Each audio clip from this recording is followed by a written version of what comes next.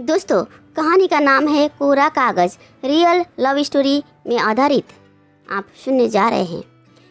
करीबन बात लगभग 40 साल पहले की है, जब विवाह को दो दिलों का मेल ना समझकर बस एक रस्म की तरह निभाया जाता था। लेकिन जब दो अजनबी अचानक अपनी ज़िंदगी किसी के साथ बांटने लग जाए, जब किसी के लिए दिल में सम्मान के भाव आने लग जाए, तो प्यार हो ही जाता है।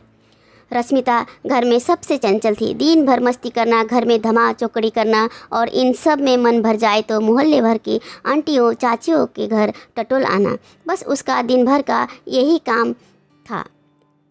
यूँ कहे कि मोहल्ले की जान थी हमारी 14 बरस की रश्मि। पढ़ाई लिखाई से दूर दूर तक कोई नाता न था। हालांकि आज से 40 वर्ष पहले उस ज़माने में लड़कियों की पढ़ाई लिखाई पर ध्यान कौन देता था। वैसे तो रश्मि घर में सबकी लाडली थी, लेकिन अपने दादाजी की तो जान थी। बचपन से अपने दादाजी के ही उसने ज़िंदगी का पाठ पढ़ा था। अक्सर दादाजी रश्मिता को चिढ़ाने के लिए उससे शादी की बात करते, लेकिन शादी की बात सुनते ही रश्मिता ऐसे खींचती मानो आज ही उसकी शादी हो रही हो। एक दिन घर में दादाजी के बचपन के एक बहुत पुराने मित्र दादाजी से मिलने आए। रश्मिता ने उनके पैर छुए और उनके लिए पानी लेकर आए।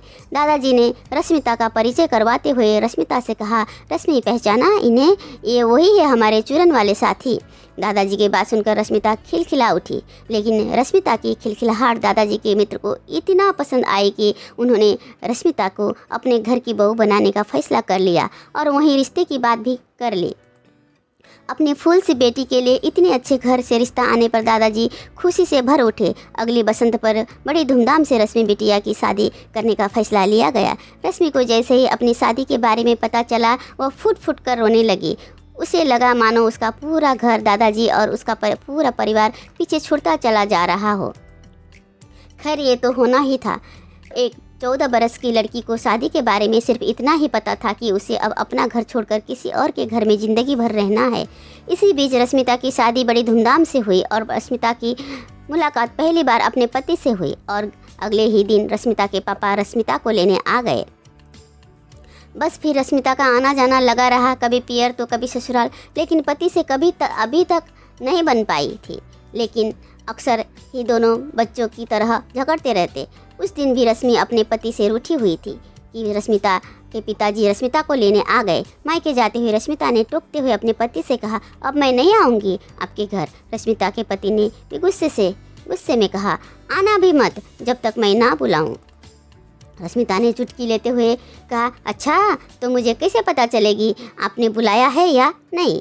कुछ सोचते हुए रश्मिता के पति ने कहा, जब तुम्हें कोई कोरा कागज़ दिखाए तो समझ जाना मैंने बुलाया है। मायके में रश्मिता के दिन बहुत अच्छी तरह बीते। जब कोई रश्मि के उसके पति के बारे में पूछता तो वो चुटकी लेते हुए कहती, अच्छे है पर थोड़े बुद्धू है, और सब मुस्कुराते जाते। लगभग 15 दिन बाद रश्मिता के ससुर जी रश्मिता को लेने आए। रश्मिता ने उनके सामने कुछ दिन और मायके में रहने का इच्छा जताई। ससुर जी ने भी रश्मिता के बात का सम्मान रखते हुए हामी भर दी।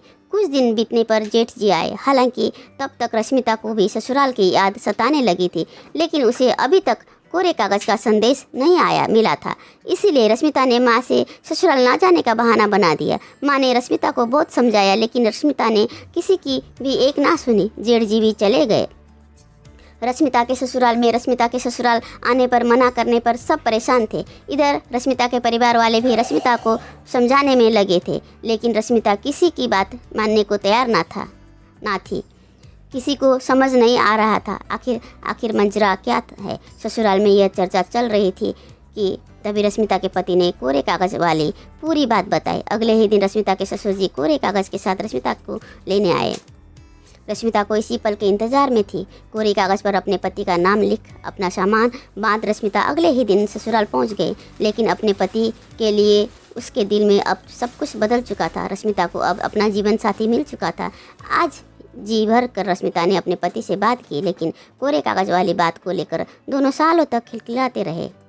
दोस्तों, कोरा कागज़ स्टोरी इतना ही है। आपको कैसा लगा? अच्छा लगा तो कमेंट करके बता दीजिए। वीडियो को लाइक करें और चैनल को सब्सक्राइब करें।